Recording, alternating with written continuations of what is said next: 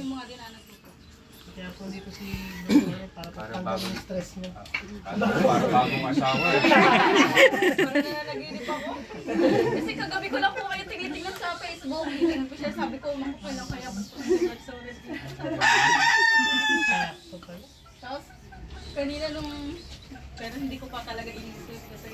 Kailan niyo po nalaman na pupunta si Brad? Wala po akong idea. Sabi lang po kasi ni Brad Eric, makikipagkwentuhan lang daw po. Sinasabi ko, sige, wala akong kasama, okay, may kakwentuhan ako. Surprise.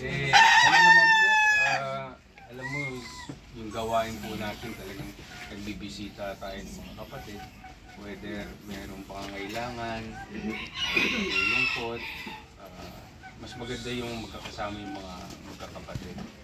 Dahil align tayo sa aral, align tayo sa mga discussion, mga kwentuhan.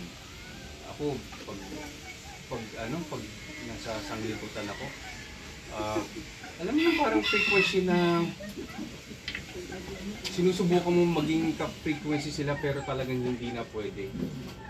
Hindi mo na sila ka-frequency. Hindi ka na rin masaya na. Hindi talaga. Pinipilit na lang. Oo, diba pakisama ako yung naging kudyo. Ganyan na talata na yung buhay mo, brother. Kabisado ko yun. Kabisado ko siya mong gagawa. Kasi hindi pumasa. Pero KNC champion yan. Ay, KNC champion po yan. Maraming medal po. Basta ang thought nun nag-aring ganun po siya para nakisama po. Tuloy mo. Ito po.